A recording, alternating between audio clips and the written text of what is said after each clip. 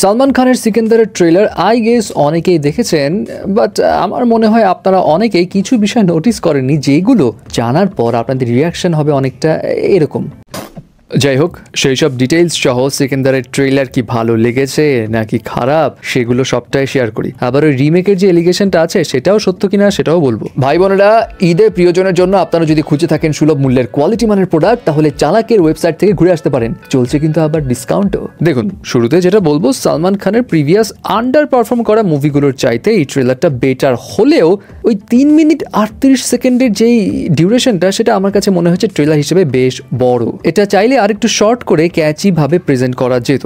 যদিও গল্প লুকানোর চেষ্টা করা হয়েছে, বাট ট্রেলার জুড়ে এত কিছু দেখানো হয়েছে যে গল্পটা মোটামুটি কিন্তু আজ করাই যায়। যেমন ট্রেলারের শেষের দিকে রাশমিকার গান গাওয়ার যে পোর্শনটা রয়েছে ওইটা দেখেই মনে হচ্ছে যে রাশমিকার এই সিনেমায় দ্রুতই পটল উঠে যাবে, মানে ওপারে চলে যাবে আর কি। আর মজার বিষয় কি জানেন, যদি আসলে এমনটা হয় তাহলে শিওর থাকেন ডিরেক্টর AR মুরুগদাসের এই সঞ্জয় নাম নিয়ে কোনো একটা পার্সোনাল ঝামেলা আছে। মানে এই সিনেমায় সালমানের নাম সঞ্জয় রাজকোট, আবার এই ডিরেক্টরের গাজনি সিনেমাতেও আমিরের নাম ছিল সঞ্জয় সিংহানিয়া, অ্যান্ড ওই সঞ্জয়েরও কিন্তু প্রেমিকা সিনেমাতে ওপারে চলে যায়। যাই হোক, হালকা মজা করলাম আর কি। তবে ভাই, মজা তো ট্রেলারে আরো আছে। ট্রেলারের শুরুর দিকে একটা সিন আছে, ওটা যদি হালকা একটু স্লো করে দেখেন তাহলে বুঝবেন সালমান খান এবং তার টিম মেম্বাররা মুম্বাইতে ওয়ান্টেড লোক, এবং ওখানে ভাইজানের হাইট উল্লেখ করা 5 ফিট 10 ইঞ্চি। বাহ, অরিজিনাল হাইটের থেকে 4 ইঞ্চি বেশি। আবার আরেকটা জায়গাতে এই ধনী শাহনশাহ সালমান খান অটোওয়ালাকে টাকার বান্ডিল যখন দেয় তখন ওইখানে টাকার নোটে ইন্ডিয়ার রিজার্ভ ব্যাংকের জায়গায় লেখা children bank of India.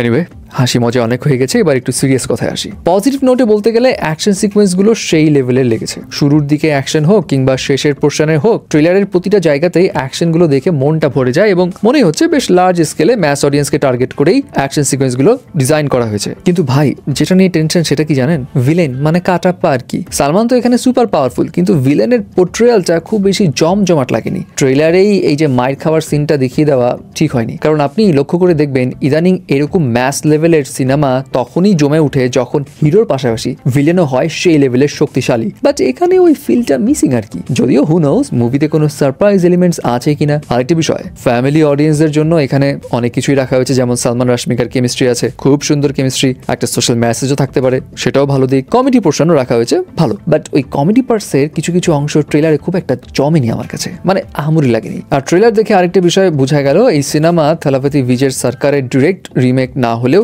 Inspiration তো নিয়েছে ফর শিওর। ওভারঅল ট্রেলার নিয়ে বলতে গেলে অনেকের কাছে এটা জোস লেগেছে, তো অনেকের কাছে মনে হয়েছে এই সিনেমা হবে আরেকটা ডিজাস্টার। বাট আমাদের কাছে মনে হচ্ছে এই সিনেমা ফ্লপও হবে না, ডিজাস্টারও হবে না, কারণ সালমান খানের নাম আছে ভাই এখানে, আর ঈদের সময়ের মুভি, সো ফেস্টিভে তো অন্য রকমের খেলা খেলবেই। আরেকটা বিষয় মাথায় রাখতে হবে, শুরুতে যেটা বলেছিলাম, ট্রেলার কিন্তু সালমানের বিগত সিনেমাগুলোর থেকে ভালো প্রমিসিং ছিল। হ্যাঁ, এখন যদি স্টোরি কম্প্যাক্ট থাকে, বোর না করে, অযাচিত অন্য কোনো বিষয় না দেখানো হয়, তাহলে এই সিনেমায় এমন বেশ কিছু এলিমেন্টস আছে যেটা দিয়ে এই মুভিটা বক্স অফিসে ব্লকবাস্টার লেভেলে যেতে পারে।